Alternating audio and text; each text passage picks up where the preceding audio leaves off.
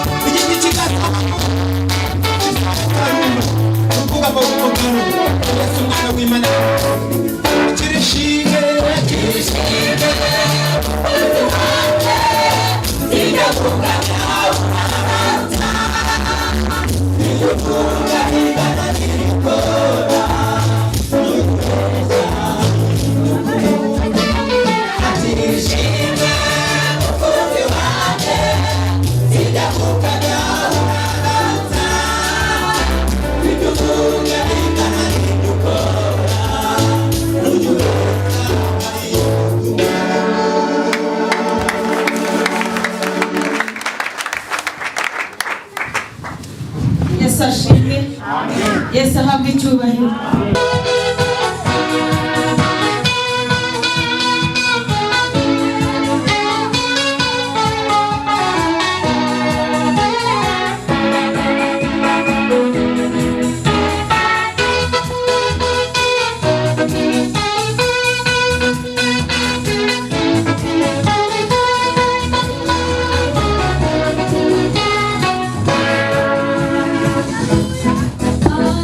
Hallelujah.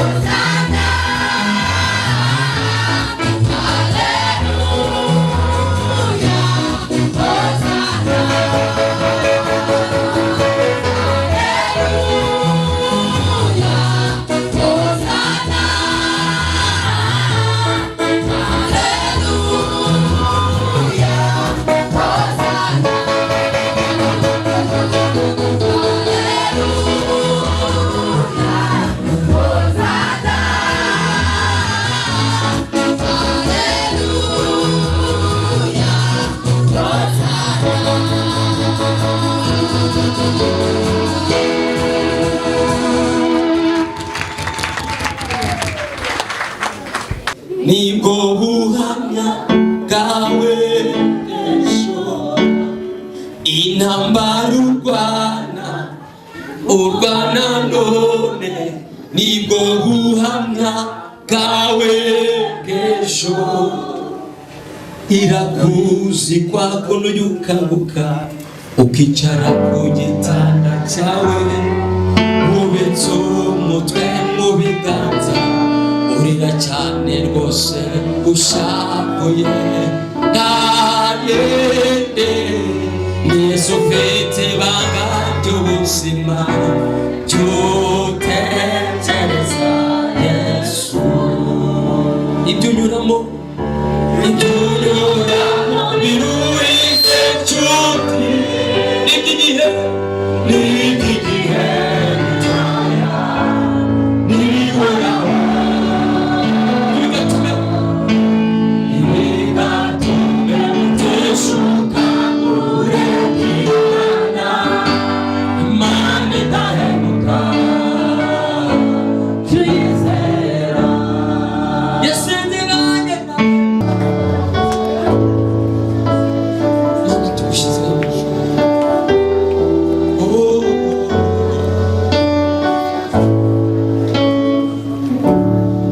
Mungu wetu wa ajabu, Mungu wetu wa ajabu, Mungu wetu wa ajabu,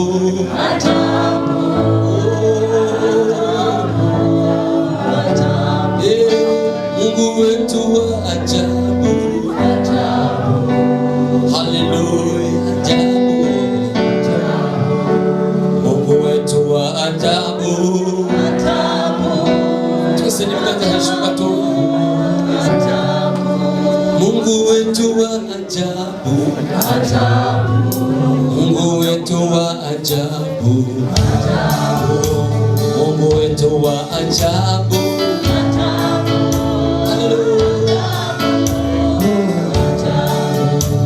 Mungu wetu wa ajabu, anatupa amani, ametufurahisha.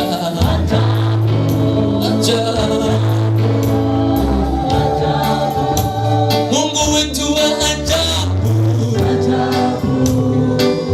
anatupa pesa siku zote.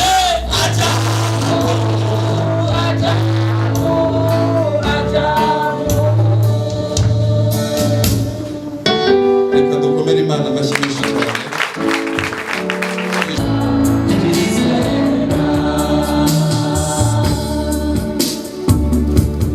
Reka ngusabe gukomera Imana amashyi menshi cyane.